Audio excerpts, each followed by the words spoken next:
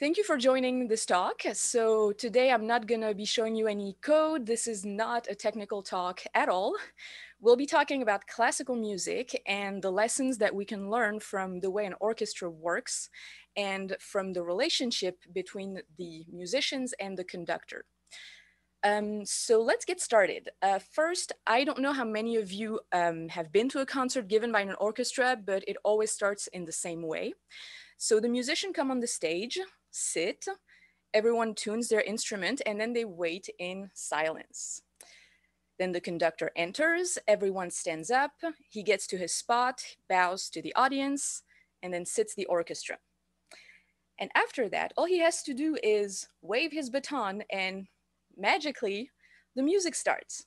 So, of course, the conductor is a great way to illustrate the concept of leadership, and there are quite a few things that have been said about conducting and leadership. So, what I would like to talk about today is not just about that. We will first talk about the orchestra.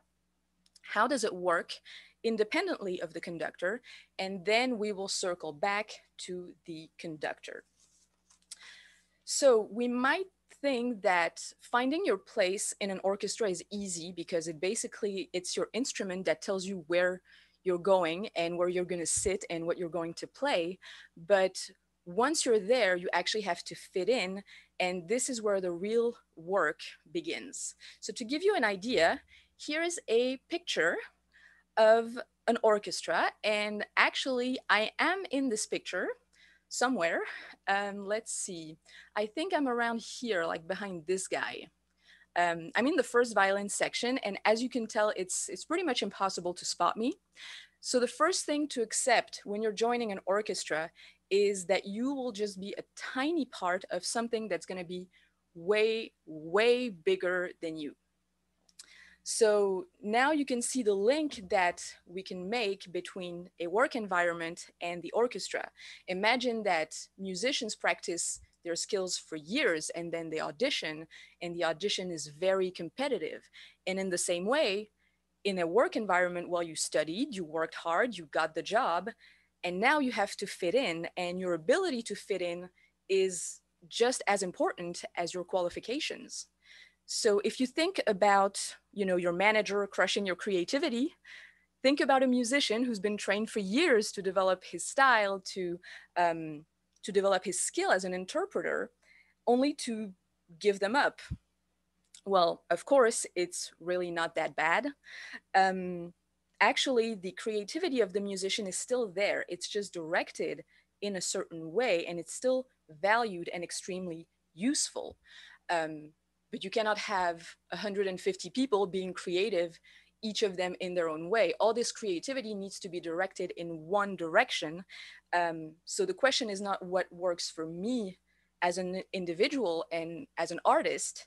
The question is what matters, what works for the orchestra, and more specifically, what works for this specific piece that we're working on. So, on top of your own skill, your ability to listen and adapt is really what is at stake. And that brings me to my second point, which is what are rehearsals for? And if we think about it, especially in classical music, the music itself is very detailed. Um, of course, the music itself is clearly written, but it also have very specific indications on how to play. So we may ask ourselves, okay, what do we do in rehearsal? What's the point? Well, it's something that actually took me a while to understand as a musician myself, but rehearsals are really for a musician the way to learn the other musician's parts. He doesn't go to rehearsals for himself, he goes for the others. And during rehearsals, he does not practice his own part, he focuses on learning what the others are doing. And that's absolutely, absolutely essential. Now, if we go back to this picture, okay, so do you think that the person that's here is going to hear what the upright bass on the other side of the stage is doing? Or do you think that the percussionist somewhere here in front of the choir, do you think they're listening to the viola or that they can even hear what the viola is playing? And do you think that anyone can hear anything when the trombones are playing? No, we can't. Of course, the trombones are playing. That's all we're going to hear. So It's absolutely critical to know the other people's part, to know what they're doing and not just your own. That's not enough. And during rehearsal, the conductor will focus on one group at a time. He will work with the musicians to create balance so that when it's time for the performance, we know exactly where to place our focus. And you can imagine that in an hour-long performance, the focus shifts a lot. And of course, I'm just talking about instruments. I'm not even talking about changes in tempo, which is the speed of the music. And again, we need to be constantly aware of what is happening around us. So knowing our own part is not enough.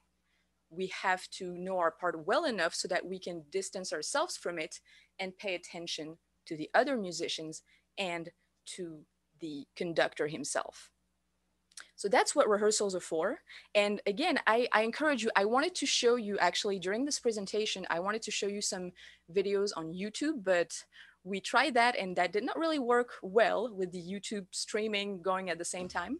So I would encourage you, if this is a topic that interests you, to watch recordings of orchestras doing live performances. And usually you have close-ups of the camera on different sections of the orchestra. And if you look particularly at the string section, so the violins, the violas, the cellos, you will see that they play most of the time, and for the main most famous orchestras, they play in the exact same way. They use, sometimes it's very impressive to see because they use the exact same length of their bow for each single note. It is very impressive to be able to achieve that, to achieve this complete unity of a group of people playing just like one person. And you really hear just one sound. There's one sound for the first violin, one sound for second violin. You do not hear a group of people. You just hear one voice. It is very impressive, and that's something that we can only achieve through rehearsal. So the main other benefit of rehearsal that we gain from from rehearsal is the ability to manage stage fright. And stage fright is something that most people suffer from. I don't believe I've ever met anyone who doesn't feel any stress at all when they have to face an audience. And in a normal life or in a normal work environment, you can avoid speaking in public if you really hate that. If you're a musician, you're going to have to deal with being on a stage, being the center of attention, and having an entire audience looking at you and listening to you. So the question is, how do you deal with it? Drugs? No, of course not. Who said drugs? No. Practice, of course. The answer is practice. The closer we get to the performance and the more the rehearsal looks and sounds like the actual performance. So, to be good at that, to be good at public performance or public speaking, well, you have to perform in public, you have to speak in public. There's really no other way. Of course, one big element to focus on when dealing with stage fright is the breathing. Deep, regular breathing. I know personally it's the last thing I do before entering the stage. Just take 1 or 2 minutes to just breathe slowly and deeply, and that helps a lot. Now, I know that many of us see stage fright as a curse, and I've had my share of performances partially ruined by stage fright, I will admit, but I also would like to share a personal anecdote. So before I do that, let me see. Do we have any questions or anything? I cannot see that. Okay, it's fine. I'll just continue. Um, so, yes, personal experience. I was working on a piece, I was a music student, and I was working on a piece for the examination that I had at the end of each year. And the piece that I had that year was actually not that hard. It was not easy per se, but it was well within my abilities at the time.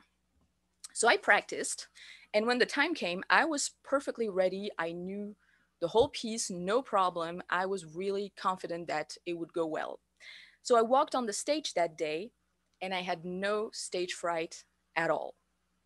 I just felt good. I mean, I knew the piece, I felt good. So guess what happened? I failed, of course. I started making mistakes, and while I was wondering why I made them, I was making more mistakes. And it was just a very unpleasant experience and a very humbling one at the same time. So once all the anger and frustration had passed, I quickly understood what happened. I was just not focused. So stage fright, we may hate it, but stage fright actually forces us to focus on our task. And in that way, it is really a blessing. If you walk confidently on the stage, but you have no stage fright at all, you're probably doing something wrong. So don't try to avoid stage fright. It needs to be there because it is a reminder that yes, you need to focus because a lot of people will be looking at you and you only get one shot. So that's really important. So to sum up what I would say on stage fright, whether it is for musicians or for anyone that has to speak in public, really the first thing that matters is practice. And when musicians have to perform for a concert, usually before the concert, they will do public performances or public rehearsals to get used to that feeling of having the audience, not being able to stop, and just being able to learn to deal with that focus and maybe the little shaking of the hand that goes with it. We just learn to deal with it and to manage it. And the other thing, very important, is the breathing. I highly recommend, if you're an anxious person, I recommend meditation in general for everyone, but especially when you're about to go speak in public or give a public performance of any kind, just a few deep breaths and it makes a big, big difference. So, we talked about stage fright. Should we avoid it? No, we should not. We should embrace stage fright because it actually, if we learn how to manage it, it actually makes us better musicians and better public speakers. So let's go back to our beloved conductors. Conducting is an exercise of leadership. That is absolutely true. But to be more specific, it's actually both an exercise of leadership and an exercise of management. Leadership gives a direction and a vision. So the whole orchestra is going in the same direction and giving the same interpretation of the piece, as opposed to 100 musicians each giving their own interpretation. And management, on the other hand, is dealing with the day to day, with the rehearsals, with the conflicts and problems that arise. And as you can imagine, an orchestra is a large group of people, often with very strong personalities, and dealing with conflicts is also something that a conductor needs to be able to do to be a good conductor and to give, in the end, to give a successful performance. So a good conductor basically needs to be good at both tasks. Now, the question is, of course, how does the conductor achieve that?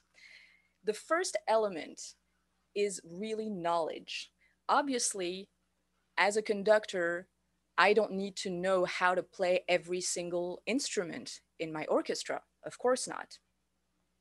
But I need to know enough about each single instrument to know if a particular flute solo is going to be very difficult technically, or and if the flutist will need extra attention at this moment, or if some cue is a little hard to hear, so the gesture from the conductor will need to be extra clear because the music itself will not give enough cue to the musician. So it's really being able to see all that and to understand each group, each section in their own problems and their own difficulties.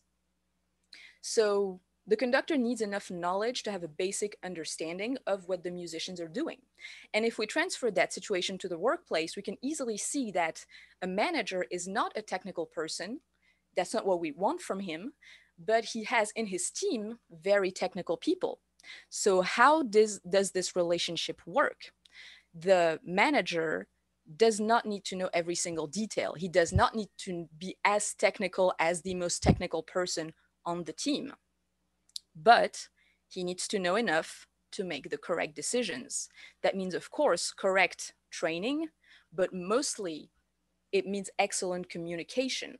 And communication can be achieved only if there's absolute respect between both parties. So, yes, the conductor is the one facing the audience, but he's well aware that he is not the one actually making the music. And the best relationships that you have in orchestras between the orchestra and the conductor is when the conductor understands that. He understands that no, the music does not magically appears when he waves his baton. It appears because the musicians all agree to follow him. And that makes a big, big difference. So far I've been talking about like the ideal conductor. So again, I really encourage you to take a look at conductors during performances, and you can see how they communicate with the orchestra. Basically, you have two kinds. So I'm just going to go over really two like main, really broad categories of conductors.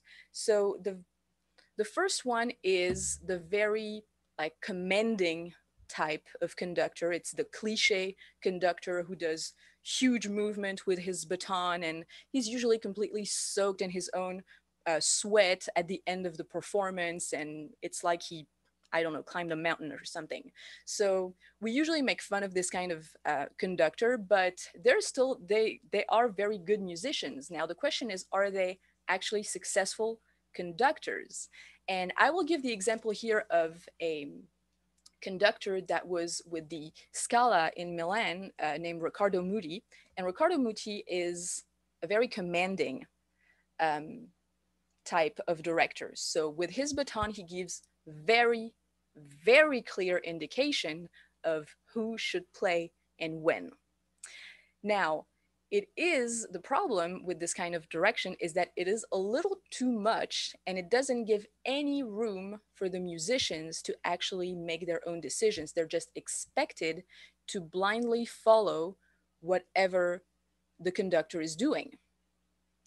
And it kind of takes the interpretation away from them.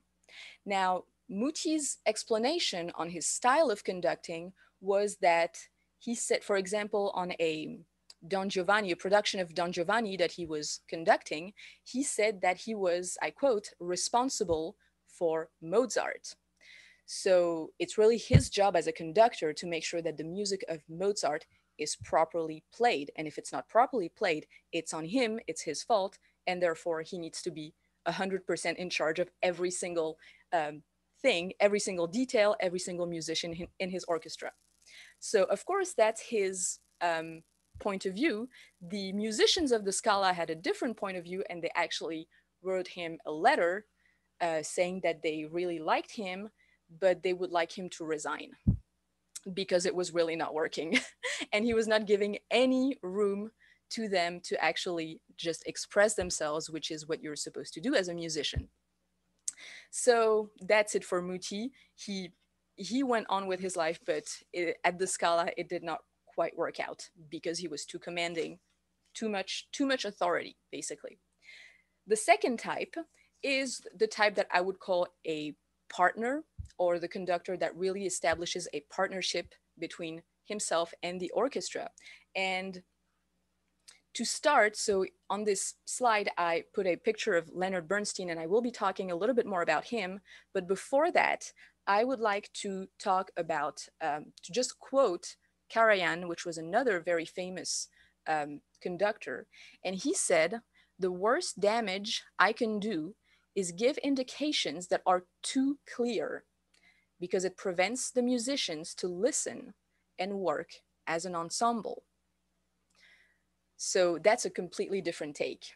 And that's really, here we have a conductor that really understands that there cannot be beautiful music if the musicians are not responsible, completely responsible for making that beautiful music, which means, of course, they need to play their part very well, but they also need to be aware of each other and listen to each other and not just go from their music to the conductor, to their music to the conductor, and just look at the conductor all the time. Listening is absolutely essential, but if you have a very authoritative and commanding type of conducting, you cannot pay attention, you cannot listen. All your focus will be on looking at the conductor and not missing the cue. So the basically the idea with the partnership type is that the conductor knows when to exercise his authority, because authority is needed. Musicians are not, I mean, they make mistakes, they miss cues, they play the wrong notes, it happens. So to have um, they need to have someone that's in a position of authority that will tell them, look, you made a mistake, pay attention. So authority is needed, but it's not enough to actually make people your partner. So the conductor's job is basically to know when to step in and when to step back. And there is one example again that I wish I could show you with Leonard Bernstein, where he actually steps back completely, and he conducts the uh, orchestra with his face.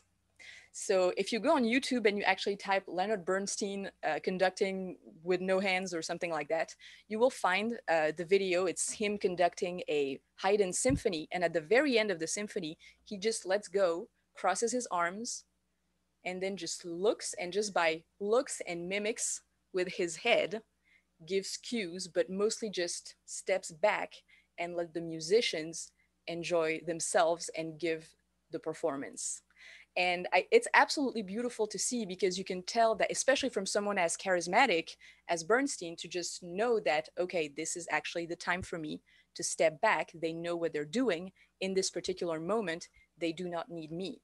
And you actually have that many times in music, because there are a lot of time in music where there are solos and there is no need for the conductor to conduct extremely clearly. Just let the solo player do his thing, and then pick it up when the solo and then pick it up when the solo is done. So I think I'm getting close to the end. um, let's see. Yeah, I'm almost done here. So before I go on to the conclusion, I just would like to mention the case of the Berlin Philharmonic, because the Berlin Philharmonic is a very interesting organization. It's currently considered to be one of the best, if not the best, orchestra in the world. And they have a very specific way of recruiting their conductor. It's actually not a chairman or a board of directors that picks and hires a conductor. It's the orchestra. It's all the members of the orchestra that vote for whoever they want that is an active conductor anywhere in the world. They vote for their favorite. And whoever gets more votes is invited to work with the Berlin Philharmonic. And usually, of course, they say yes, because it's amazing, and it's quite a great, it's probably like the peak of your career if you conduct for the Berlin Philharmonic. So it's really the I love this case, because it really shows who has the power, and it is the people who actually make the music. Of course, conductors are extremely talented people, but in the end, they know that they're not the ones making the music. They're here to facilitate, to enable the music to happen, but they don't actually make it. And the only way for them to make it is to have absolute respect and trust in their musicians. So, as a conclusion, um, I just wanted to tell a personal anecdote. I'm not sure we're going to have time for that, so I can just skip that. But I would just like for you to think about what it means to actually reach harmony in a non-musical context. Harmony in music is easy. We can all hear when something sounds good, there's harmony, and it's beautiful. When we're not in a musical context, what does it mean between the team and the leader or the manager of the team? So for all members, I think it means knowing your place and being happy at the place you're in. And for the manager or the leader is to give a clear direction, a clear goal, and at the same time, having confidence that the team is able to reach that goal. So again, it does require a lot of communication, a lot of respect, a lot of understanding and knowledge of all the different parts of the team. And I think what I really like about the orchestra is that it really shows that in a very clear way. There, again, you cannot really pick your position. Your instrument picks your position for you in the orchestra, but still, you are making music. Yes, you are not the solo player, but you're actually making music that you would not be able to make as a solo player. You're part of something that it's way bigger than you, and it's a very beautiful and exhilarating experience. So that's it for this talk. On skill transfer, I think there's a lot to learn from other areas of life, and we can always look at other areas of life that are not related to our work and think about how we can learn from these different areas. I know personally, making music and practicing music has taught me a lot in terms of discipline and practice and not giving up when things are hard. And the orchestra, particularly, helped me when it came to actually working in teams, which was something I was not exactly gifted for. And so I'm sure that I would really like you actually to tell me in comments or later if you have other areas in life that inspired you and are a way for you to put your own work situation in perspective and help you get better in your work. Thank you.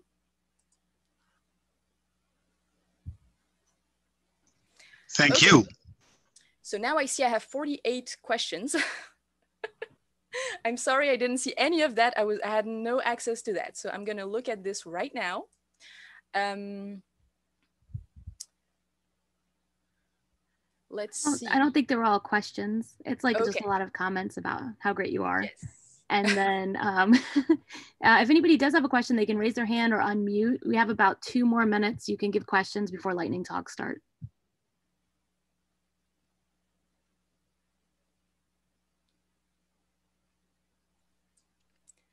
So, if nobody else is going to jump in, one of the things that I was thinking about with the comparison here is that even if a conductor isn't as skilled a musician as the people in the chairs, obviously they can read music. They could probably say something, right? And I guess I don't know if you have any specific thoughts on it, but I think that I would hope that that would generally lead to a better experience than in a lot of environments where the person managing a software project hasn't hasn't written any code of, even used a command line ever. Yes, that's true. Now, you can, I don't think that when you want to start learning to be a conductor, there's any requirement of instruments. I don't think there's any specific instrument that you need to know how to play. I know I had experiences with conductors who were from all backgrounds. Some were violinists, some were clarinet players. They were very different. Some were pianists, so not orchestra players. So you really have very different positions. I think I see your point. I think that more than the actual technical knowledge, it's really the willingness to understand what are the problems that a person is facing in their own specific situation. Okay. I think. And I think it's something that can be reached in any situation. But of course, the more technical the job, the harder it's going to be for the manager if the manager has no technical background either. So, but then the manager may have someone else as an assistant manager that is a more technical person that can, communicate better with some members of the team or something. It really has to, I mean, again, conductors also, they have assistants. They are not necessarily here for all rehearsals. There's a lot of delegation also that's involved in the day to day. So that's something that's also very important to keep in mind. Okay. Thank you.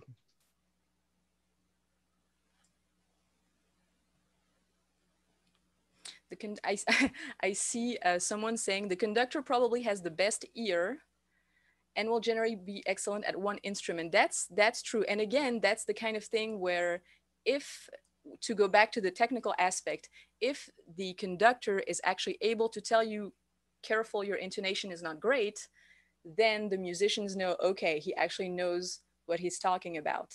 So it's true that the technical aspect is very important, and being having a good enough technical background is the first thing. It's like, yeah, it's what I said. It's really knowledge. You have to know your instruments, and you have to know what is going to be difficult, what in a specific piece will cause a problem for your musicians. Okay, well, I think that's it. So I'm just going to say goodbye. Thank you for following the talk. And am I the one